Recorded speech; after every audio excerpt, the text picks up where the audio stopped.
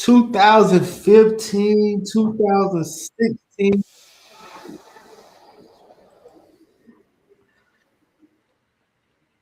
They was big years for us, and we had a lot going on. We was in our first deal.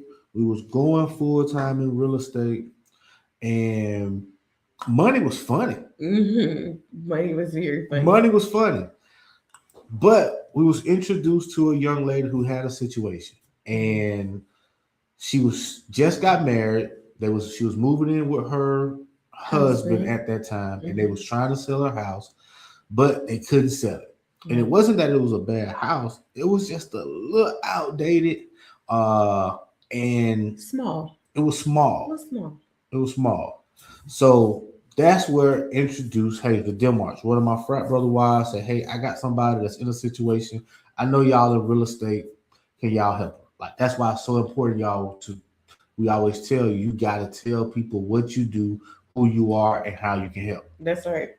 Um, so she introduced us, so we started talking to her, and it really wasn't a cash situation. So we had to be creative.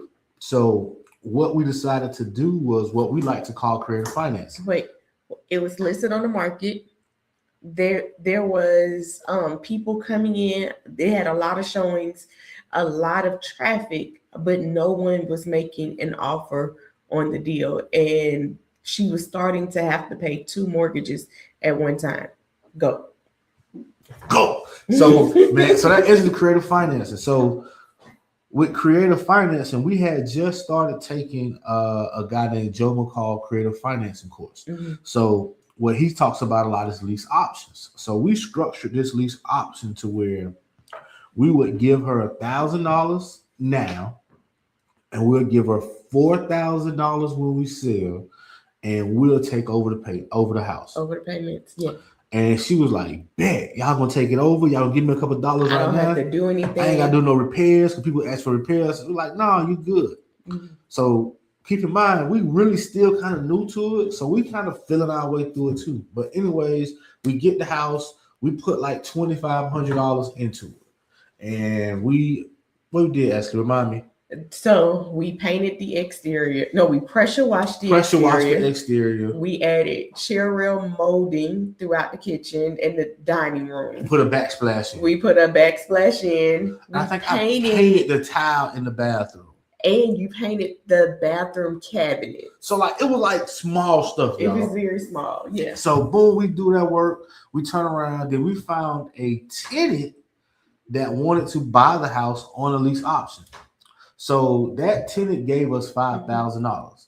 Yeah. So off the top, we made money by putting the tenant in it. The tenant was giving us about $200 or $300 cash flow a Cash month. flow It money. wasn't a lot, but the fact that we had already made money, the fact that we was in line to make more money, her payoff was like 89,000, like let's say 90,000. And it was also helping her because she was able to focus on her marriage and not stress about trying to juggle two payments, possibly getting behind. So it really helped her at the same time. Yes, and it helped the tenant we put in. That Mhm. tenant had two little boys. She wanted to buy a house for the first time. She had no credit score. No credit at No credit all. score. I mean, she had a zero on her credit report, and I thought somebody got to be trying to fool me in this process. Like, how do you have a zero on your credit report? So we put it in. We go through the process. She had a boyfriend at that time when she first moved The in. tenant buyer had a The boyfriend. tenant buyer. So Yes. the tenant buyer, they were supposed to buy it together. Boyfriend ended up leaving. Yes, they end up breaking up. So we got to make the plan based on her. So it took a little longer than we expected. Originally, it was supposed to be like 6 months, but it ended up taking a year. Mhm. So, but at the end of that year, she bought the house. We made like $40,000 on that house. Y'all, that blew my mind because I didn't have my credit attached to the house. I didn't have Any funds any into it? money tapped into this house. Like There was it, no bank approval process. it was none of that. And at that time, it was so critical that I didn't have those things because I had just lost my job. So in a time where we felt like real estate was gonna really be really hard because we didn't have that income from my 9 to 5, it still worked out. Yes. So at the end of the day, that was the first time we had really made a chunk of money. Like we had, and to us at that point in time, 40,000 was a chunk of To money. most people, We had rental 40,000. properties, but we was getting $1,000, $2,000 a And not month. that it wasn't good money, it just wasn't as big as 40,000 at one time. Yes. So that's where our creative really came in. Mhm, But the truth is, mhm.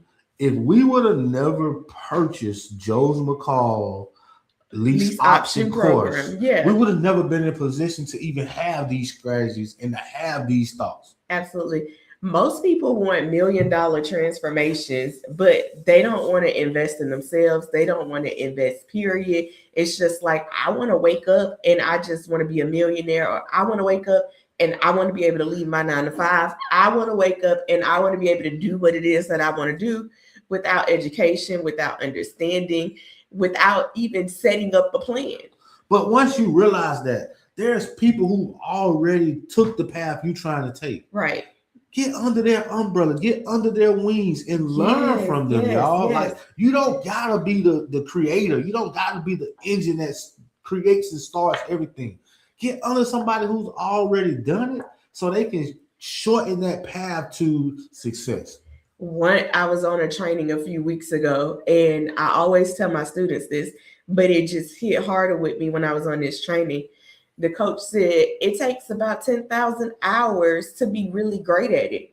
So you shorten your learning curve. Like, you want to be able to make $1 million and have these $1 million transformations, but are you willing to invest the time in it? Are you willing to invest 10,000 hours so that you can really know what you're doing and have those trials and error?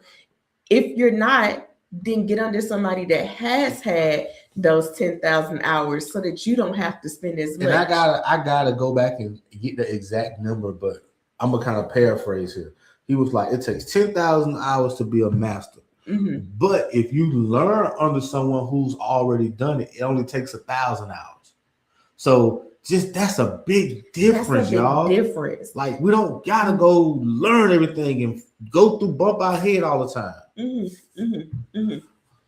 All right. If you are in the Birmingham area, man, make sure you come out. We got a dynamic funding tour tomorrow. I'm glad you said that, Tonio. Get in the room, y'all. We're gonna be talking about more of these creative financing, owner financing deals, subject to deals, lease options. So we're gonna be talking about our different 5 dynamic ways to do deals without any of your own money. Business funding, hard money, all of those things we're gonna be talking about tomorrow. So if you're in the area, man, I think we got like 2 tickets left. Get in the room, man. We got lunch for you. Come out and enjoy yourself. This can change your life. I literally just hung up with one of my students, man, and I told him to come out, and he ain't been to the last couple events, but he felt some type of way. So he like called me. So I called him, and I'm thinking he finna say something wrong. He like, man, I just want to let y'all know, y'all changed our life, bro. Mm-hmm. Like, I don't want y'all to think I'm not coming because it's an issue. You're like, y'all changed my life. I just got stuff going on right now between prom and this and that I can't come. Mm-hmm. But just know that, man, I'm proud to be a part of y'all circle. Absolutely. So if you guys are available, listen, come out, get your tickets. Let me say that because it's only 2 tickets left. So don't just come out. Please get your tickets. Food is accounted for. Yeah, don't just come out without getting your tickets. Make sure you grab your tickets. But make sure that you come ready to learn.